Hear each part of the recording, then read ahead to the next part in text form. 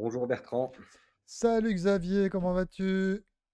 Eh ben écoute, ça va, mais je me pose des questions puisque je vois Ah, les scores du nouveau Front populaire, très légèrement grimper dans les sondages et je me suis rendu compte qu'ils avaient un programme d'une manière générale assez inquiétant sur pas mal de points et notamment, sur les questions, d'écologie puisque, comme on le sait, les Verts sont dans l'alliance, ils ont obtenu quand même des choses de leurs alliés, alors on a vu que c'était pas forcément toujours très homogène, ouais, mais il y a des grandes lignes et je pense que tu vas un peu nous en parler.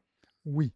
Alors, la petite analyse d'abord, on a vu la semaine dernière le programme du RN, hein, où on a vu que la question écologique, c'est un repoussoir électoral pour eux, pour leur électorat en général. Donc, c'est pour ça qu'ils n'insistent pas beaucoup là-dessus. Mais dans l'ensemble, quand même, tu remarqueras que la campagne en ce moment, elle n'est pas vraiment sur les questions écologiques. On entend assez peu. Peut-être la question du nucléaire ressort un petit peu, mais c'est quand même pas le sujet prioritaire. Même de la gauche. Alors, il y a un nouveau clivage politique, hein. On a dit la droite la dernière fois. Le centre, là, qui est en train de s'allier, bah, tu as vu, on a reproché à Ciotti d'aller avec le RN, mais on voit qu'au milieu, ils font exactement la même chose, hein. Les Républicains, canal historique, sont en train de s'allier avec la Macronie, puisque dans les endroits où il y a des députés républicains, eh bien, ils ne mettent pas en face de députés macronistes, hein. Donc il y a une alliance qui ne dit pas son nom. Et donc il y a la gauche qui s'est très clairement alliée et qui a fait l'alliance la plus large et la plus nette de tout le paysage politique. Euh, En fait, je voudrais juste dire un truc avant qu'on regarde le programme, c'est que, tu sais, on a dit donc à droite, il y a un repoussoir électoral, hein, RN, les Républicains. Et là, à gauche, on peut se poser la question quand même, puisque j'ai dit qu'on entendait assez peu parler d'écologie dans la campagne, et puis qu'il y a un nouveau clivage politique qui est en train d'apparaître, où en fait, je reprends les analyses de Philippe Fabry, là, que je cite souvent, où il dit qu'il y a un clivage politique qui se définit selon finalement la classe d'exclus, notamment à gauche. Et quelle est la nouvelle classe d'exclus? C'est les immigrés ou les descendants d'immigrés, quoi, pour faire simple. Et donc ça se focalise vachement là-dessus, en fait. Et ils sont en train, tu as vu, en train de virer certains blancs-becs, puisque Garrido et son mari, Corbière. Corbière, voilà, sont en train d'être virés, plus ou moins, voilà, enfin, c'est assez net, et on se demande quel va être le sort de Mélenchon. Hein, ces représentants finalement un peu laïcards, si tu veux, universalistes, et on se demande si les indigénistes vont pas prendre le pouvoir. Enfin, il y a un truc assez net. Et dans ce cadre-là, on peut se demander quelles va devenir les questions de wokisme, etc., sur la défense des minorités sexuelles, par exemple. Il y a eu des sorties de certaines personnes de LFI en disant, par exemple, dans l'islam, bon, l'homosexualité, quand même, pas très bien vue, hein, mais bon, on peut pardonner, etc.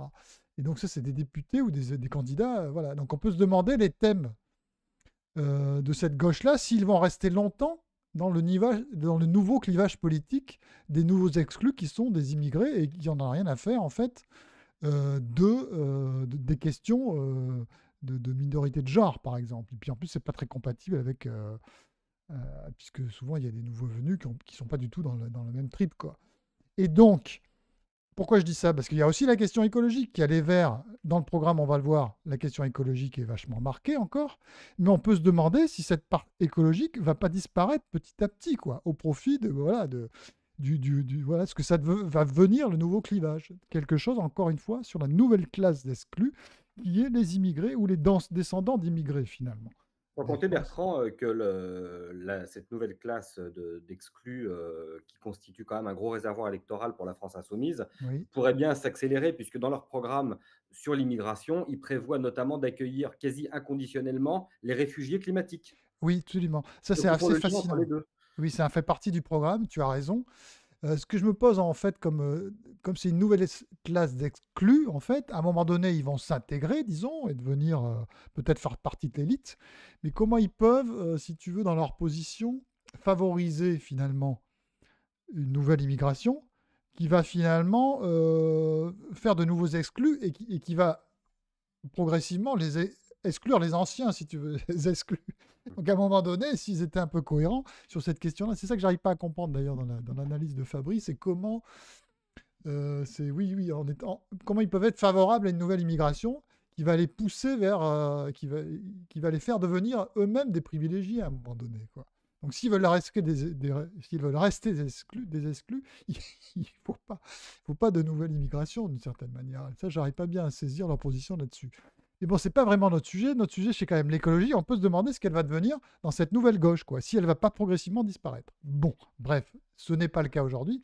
Disparaître, je dis, non seulement elle va disparaître, elle a disparu finalement à droite, comme on a vu, et elle va peut-être disparaître à gauche. Donc c'est ça qui est intéressant en fait dans ce qui est en train de se passer. Mais donc, pour l'instant, le programme quand même, alors le programme comment on les appelle, le nouveau Front Populaire. Les nouveaux Front Populaire, alors d'abord, il y a c'est le programme d'abord, ils appellent de rupture, donc c'est ce qu'ils vont faire dans les 15 premiers jours, hein. Donc, dans les 15 premiers jours, ils vont faire un moratoire sur les projets d'infrastructure, par exemple, autoroutiers. Un moratoire sur les méga-bassines aussi, hein, ce fameux débat sur les méga-bassines. Et puis, un truc sur le partage de l'eau. Alors là, encore une fois, on ne va pas revenir dessus. Pourquoi il faut partager l'eau dans notre pays? C'est pas la peine, il y en a assez pour tout le monde, et largement assez. On n'est pas du tout en manque d'eau, à part dans certains endroits très très particuliers, mais en fait, où tout est organisé pour qu'on ne manque pas d'eau. Et puis, ils veulent mettre en place une diplomatie de l'environnement. Alors là où on va créer un nouveau un délit d'écocide, hein, on l'a vu, une action pour les fonds marins, pour la protection des pôles, et puis création d'un tribunal international de justice climatique. Alors là, on va pouvoir faire entrer un nombre de trucs incroyables et on va envoyer tout le monde en justice, quoi. Donc, ça, c'est les 15 premiers jours. Et puis après, tu as les 100 premiers jours. Alors, ils veulent une loi énergie-climat. Ils veulent la mise en place d'un principe de la règle verte. Ça, la règle verte, je ne sais pas vraiment ce qu'ils mettent derrière. D'ailleurs, si ceux qui nous suivent connaissent, et s'il y a des gens du nouveau Front Populaire qui nous suivent, dites-nous qu'est-ce que c'est que la règle verte. Je n'ai pas exactement saisi. Et puis, ils veulent un plan climat, donc la neutralité carbone en 2050. Tu sais, il y avait une hésitation entre les Verts qui la voulaient pour 2040 et LFI qui la voulait pour 2050. Eh bien, ils ont tranché, ça sera pour 2050. Ensuite, ils veulent une rénovation des bâtiments. Ça, c'est déjà en route, mais c'est extrêmement critiqué, comme on a déjà vu ça sur cette chaîne, parce que ça ne marche pas, ça ne fonctionne pas. Et alors, le gros problème, si tu veux, quand j'ai lu le programme, j'ai eu l'impression, si tu veux, d'avoir la révélation tu sais, des documents quand ils sont déclassifiés. Et alors, quand ils sont déclassifiés, les documents, tu as toujours des trucs, tu as des parties qui sont noircies pour pas qu'on les lise, tu vois. Et donc, c'est un peu un texte à trous quand même, leur truc. Et le gros trou qu'il y a dans le programme du nouveau Front Populaire, c'est l'histoire du nucléaire. Et pourquoi? Parce qu'ils ne sont pas d'accord du tout, bien sûr. Alors, ils ne disent rien sur le nucléaire. Donc, tu sais que le Parti communiste est pour le développement du nucléaire et pour le renforcement, en fait. Les Verts, évidemment, sont opposés, LFI aussi. Et donc, là, ils ne s'entendent pas, et donc ils n'en parlent pas. Or, c'est quand même un gros morceau très important, et ils devraient en parler. D'ailleurs, ils sont mis, les journalistes quand même, les questionnent. Et aujourd'hui, on est jeudi, là, eh bien, je crois, c'est les patrons ou c'est au MEDEF, et je crois qu'ils ont répondu, non, non, on fera rien, on fera pas de nouveau Fessenheim, on va pas fermer de nouvelles usines nucléaires. On va tout mettre sur la décarbonation, mais pas sur la dénucléarisation. C'est ce qu'ils ont dit aujourd'hui. Alors, je ne sais pas s'ils vont respecter, mais on sait quand même qu'il y a un peu de flottement et d'opposition, en fait, sur cette grande question du nucléaire. Par contre, là où ils sont tout à fait d'accord, et c'est là où c'est vraiment un plan anti-écologique, c'est qu'ils sont à fond derrière les énergies renouvelables intermittentes, dont l'éolien, qu'ils veulent développer en mer. Et ça, on sait que c'est un gouffre financier, c'est une catastrophe environnementale globale, et que ça n'est pas du tout efficace pour faire de l'énergie. Donc là, ils suivent et ils se mettent dans les roues du gouvernement actuel, hein, très très clairement. Et donc, voilà, c'est vraiment sur la politique énergétique, si tu veux, c'est complètement délirant. Alors ensuite, ils refusent la privatisation des barrages hydroélectriques. Ça, c'est un truc que pourrait reprendre le RN. D'ailleurs, à mon avis, ils sont sur la même position, hein, puisqu'ils étaient aussi sur la refus de la privatisation des autoroutes, hein. C'est un peu le même débat. Et donc, je pense que là, il y aura un accord de gauche et de droite. Et puis, alors après, pour les mois suivants, ça c'était les 100 premiers jours, et après, alors c'est les mois suivants. Donc, un plan rail pour développer le train, enfin oui, le rail en général, et puis défendre la biodiversité. Alors là, il y a un truc étonnant, si tu veux, c'est qu'ils disent défendre les zones agricoles naturelles et les zones humides. Alors là, il faudrait qu'ils choisissent, hein, si tu veux, parce que tu ne peux pas défendre à la fois les zones agricoles, les zones naturelles et les zones humides, parce que parfois c'est contradictoire, évidemment. Si tu veux une zone humide, c'est dur de mettre des vaches à l'intérieur, tu vois. Et même une zone naturelle, qu'est-ce que c'est qu'une zone naturelle? Est-ce que c'est une zone agricole? Bon, alors si tu veux défendre les zones agricoles, naturelles et les zones humides, bon, ça veut dire quoi? Donc c'est pas très précis, c'est un peu un texte à trous, comme je disais tout à l'heure. Et puis ça peut être contradictoire. Ils veulent protéger la forêt, soutenir le bio qui se casse la figure parce que ça ne marche pas, c'est trop cher. Et puis, c'est pas forcément écologique parce qu'il y a plein de produits phytosanitaires dans le bio, contrairement à ce qu'on croit. Et puis, ils veulent rétablir le plan éco-phyto, donc de réduire drastiquement les produits phytosanitaires dans les insecticides, les herbicides, etc. Et ils veulent interdire le glyphosate. On a vu les conséquences environnementales que pouvait créer l'interdiction du glyphosate, puisque le glyphosate, on peut dire, peut être très utile dans une démarche écologique, notamment pour l'agriculture de conservation des sols, qui est basée uniquement sur l'utilisation d'un peu de glyphosate. En fait, si tu enlèves le glyphosate, eh bien, tu détruis l'agriculture de conservation des sols. Et d'ailleurs, c'est Sellos, là, le chercheur du Muséum d'histoire naturelle, qui a dit qu'il était plutôt pour une conservation pour l'instant du glyphosate, parce que ça permettait des actions en faveur de l'environnement. Donc là, c'est une position un peu bizarre, mais qui est un peu dogmatique, comme d'habitude. Voilà. Et on peut dire aussi qu'ils sont, d'ailleurs, comme le groupe centriste, pour le développement de l'industrie française, hein. Mais ils sont à la fois, ce qui est à mon avis contradictoire, pour cette diminution drastique du CO2 d'ici 2050, quoi. Donc il va falloir décroître, en fait. Mais ils veulent beaucoup, beaucoup moins de CO2, même la neutralité carbone, qui est un objectif totalement inatteignable. Mais si tu veux la neutralité carbone, tu ne vas pas réindustrialiser ton pays, hein. C'est comme dans le programme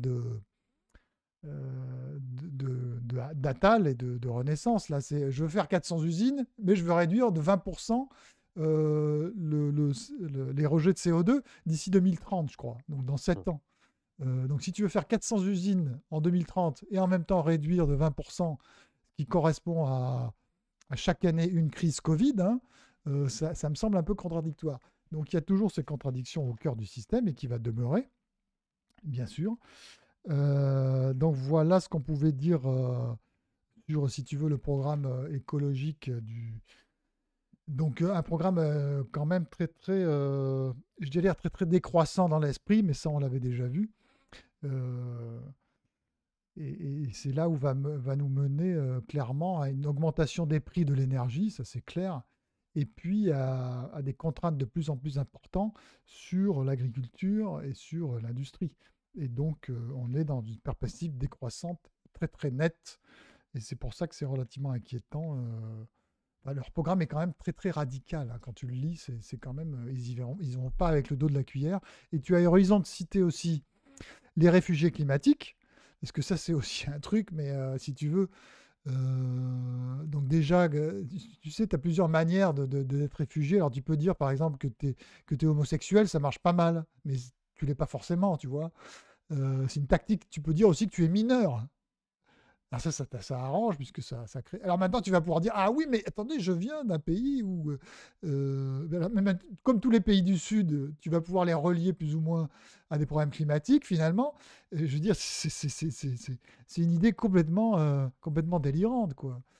Euh, mais bon, voilà, c'est en fait dans l'esprit bon, de l'extrême gauche actuelle, hein. Voilà ce qu'on pouvait dire. Je ne sais pas si ça te convient, cette analyse un peu. En tout cas, on peut se demander ce que va devenir l'écologie. Mais pour l'instant, elle est encore très très présente Bah, dans le écoute, c'est côté très radical. intéressant parce qu'on voit qu'effectivement, en plus d'avoir un programme qui risque de coûter très cher aux finances publiques sur tout un tas de thématiques, y compris, remarque, celui de l'écologie, puisque malgré tout, la transition écologique, ça doit se financer et ça se finance en général avec de l'argent public. Donc, ça risque aussi d'occasionner des dépenses supplémentaires. Si en plus c'est décroissant, si en plus c'est porte ouverte à tous les réfugiés climatiques et que c'est destructeur de l'agriculture, ça ne tiendra pas. On peut qualifier ce programme peut-être de, comme tu as dit, dogmatique, radical, voire incohérent et dangereux.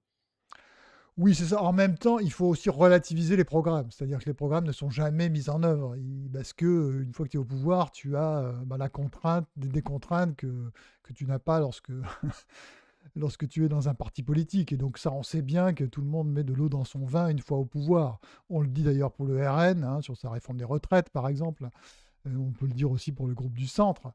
Mais c'est évident que c'est la même chose pour eux, hein. On a vu aussi l'expérience du socialisme sous Mitterrand, qui a vite changé de braquet et qui a fait une politique tout à fait alignée avec ce que peut faire le centre droit ou même la droite, hein. C'était un globe élitaire du milieu. Voilà, et ils ont fait partie de ça. Et voilà, et ça a été leur politique. Il n'y a pas eu de rupture, comme disait Mitterrand, avec le capitalisme, son fameux discours avant d'être élu, là. Et puis, on peut parler aussi de François Hollande, qui était la rupture, l'ennemi était le monde de la finance. Bon, on a vu quand il était élu. Donc, il faut aussi relativiser les programmes qui te permettent voilà, de faire soulever les foules, de les mettre avec toi, et puis après, ce qu'ils feront dans la réalité. Donc, voilà. Alors, on avait un 2e sujet qui est relativement, concomitant au premier finalement, puisque c'est encore sur l'exercice du pouvoir et sur ce qu'on peut faire ou ne pas faire. Et là, en l'occurrence, c'est en Autriche, il y a une ministre qui est allée contre l'avis de son pays, c'est ça? Ouais, ça c'est fascinant. Tu sais, ça c'est. Alors, pourquoi j'ai vu ça? C'est que Pascal Canfin, notre ami, le délicieux Pascal Canfin, qui est tout le temps en train de sourire, mais qui derrière son petit sourire cache quand même un radicalisme écologiste, un écolofascisme, comme dirait notre ami, je vais retrouver son nom. C'est Bouglet qui avait parlé de Voilà, ça. voilà, c'est ça, Fabien Bouglet, écolofascisme, qui est donc quelqu'un qui est du centre, qui est allié avec Macron, hein, et qui s'est réjoui comme d'habitude. Plus il y a de contraintes et plus il est heureux, tu vois. Plus il y a des trucs qui vont emmerder le petit peuple, des agriculteurs, des artisans, des forestiers, plus qu'enfin est heureux. C'est vraiment jouissif pour lui de parler de, des nouvelles contraintes, et notamment de cette nouvelle contrainte de la loi sur la restauration de la nature, qui est pour finalement restaurer, alors on ne sait pas vraiment ce que c'est, restaurer 20% des terres et des océans, la qualité pour... enfin, voilà, donc on va voir ce que ça donne, si tu veux. Moi, j'y vois, si tu veux, d'abord, si tu veux, l'alarmisme écologique, il est sur le climat, on l'a vu, le CO2. Et ça, c'est les objectifs totalement délirants de baisse des émissions, on l'a vu, de l'extrême gauche, mais aussi du bloc centriste, hein, qui sont pour diminution de 20% d'ici 2030, ou de moins 50%, ou même de la neutralité carbone en 2040 ou 2050. Donc ça, en fait, c'est la décroissance écologique et l'accaparement, si tu veux, de la décroissance dans le temps, puisqu'on est contraint par le temps. Et finalement, la loi de la restauration de la nature, c'est la même chose. C'est ce projet de décroissance, mais qui s'accapare l'espace, si tu veux, cette fois. Puisque on va sur le territoire, on ne pourra plus rien faire, parce qu'on va inventer des lois, on va inventer des endroits qu'on ne pourra plus toucher pour tout un tas de raisons. Et donc voilà, c'est le projet de Pascal Canfin, c'est l'accaparement de l'espace-temps, c'est l'espace-temps de la croissance, à la fois avec le CO2 et à la fois avec les questions de biodiversité et de restauration de la nature. Donc on est dans ce contexte-là. Et il se réjouit, bien sûr, le petit Canfin, puisque lui, il est à Bruxelles, de toute façon, il vit de ça, il a que ça à faire. Et ce qui est marrant, c'est qu'effectivement, c'est passé au niveau du Parlement européen, et ça devait passer devant le Conseil, puisqu'il y a deux instances pour voter les lois, hein, c'est le Conseil, et le Conseil, c'est les États membres qui votent. Or, sur cette loi de restauration de la nature, l'Autriche avait dit qu'elle allait s'abstenir. Et l'Autriche a envoyé qui au Conseil? Eh bien, puisque c'est une loi sur l'environnement, c'est la ministre de l'écologie ou de l'environnement, je ne sais pas comment ça s'appelle en Autriche. Et elle a voté pour la loi de la restauration de la nature, alors que son gouvernement avait dit qu'il voterait contre. Donc, elle s'est accaparée, si tu veux, elle a contré son propre gouvernement, ce qui fait penser, si tu veux, à l'action de Dominique Voynet. Tu te souviens de Dominique Voynet qui a été ministre de l'Environnement? Il y a une vidéo qui circule énormément, parce que dans un documentaire, elle avait expliqué, quand elle était ministre sous Jospin, comment elle avait sapé l'industrie nucléaire française dans les négociations à Bruxelles, contre son propre gouvernement. Et là, on voit exactement la même chose avec une ministre, cette fois, donc toujours une ministre verte. Donc ils ne font que ça, déconstruire et agir contre leur propre État. Et donc, elle fait exactement la même chose que Dominique Voynet. Dominique Voynet, qui, je rappelle, se présente euh, sous la bannière Du nouveau, nouveau Front populaire. nouveau Front Populaire. La Hein, boucle est bouclée. c'est le retour voilà, de Dominique Voynet, celle qui a détruit le nucléaire français et qui a été une radicale, une écologiste radicale. Et la voilà revenir dans la politique française. Bon, il faut évidemment qu'elle ne soit pas réélue, mais on verra bien. Et voilà qu'elle a son contrepartie autrichien. Et alors, écoute ce qu'elle a dit, cette ministre. Alors ça, je prends ça d'un article du Monde, hein, donc tu ne peux pas dire que j'ai des lectures très de droite. Hein, c'est plutôt maintenant un canard vraiment très marqué à gauche. Elle a dit: Ma conscience me dit sans équivoque que lorsque le bonheur des générations futures est en jeu, des décisions courageuses sont nécessaires. Donc tu vois, en fait, plus tu vas agir à Bruxelles, c'était mon analyse de l'autre fois, plus tu es détaché des contingences nationales et de ton peuple, et plus tu vas essayer d'agir pour un intérêt général un peu évanescent comme ça, pour sauver la planète, voilà. Et donc elle se permet comme ça, en arrivant à Bruxelles, eh bien de ne pas respecter finalement ce que voulait le chef d'État et la position officielle de l'Autriche. Donc c'est finalement assez grave ce qui est en train de se passer. Alors j'ai lu dans cet même article du Monde que le président, je crois que c'est un président ou un premier ministre, je ne sais pas comment on les appelle en Autriche, allait essayer de contester cette décision.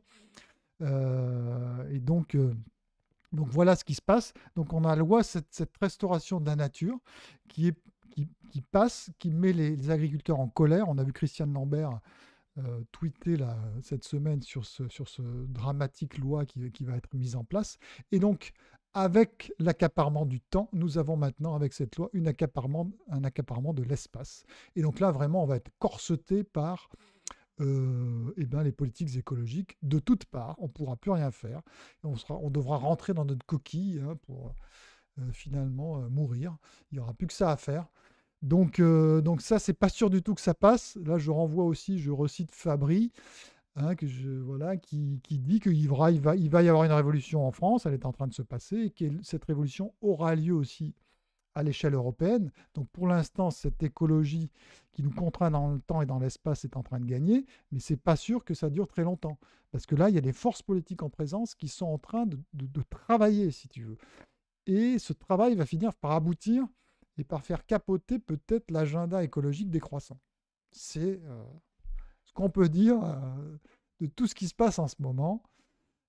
J'espère que ça a été clair. Donc n'hésitez pas à commenter cette vidéo, à dire ce que vous pensez de tout cela, et puis Puis de de liker, partager. de Voilà. partager et Et d'aller voir notre site actionécologie.org et de laisser votre mail pour recevoir notre newsletter hebdomadaire et être tenu au courant parce qu'on publie aussi des articles. Là, on le dit sur cette chaîne-là, on a notre site, on publie des articles toutes les semaines, des articles d'actualité. Donc, si ça vous intéresse, on n'est pas qu'une chaîne YouTube, on a aussi un site internet avec une rubrique actu. Enfin, on fait plein de choses. Voilà. voilà. Donc suivez-nous et commentez, s'il vous plaît. Merci beaucoup, Bertrand. À bientôt, Xavier. Salut.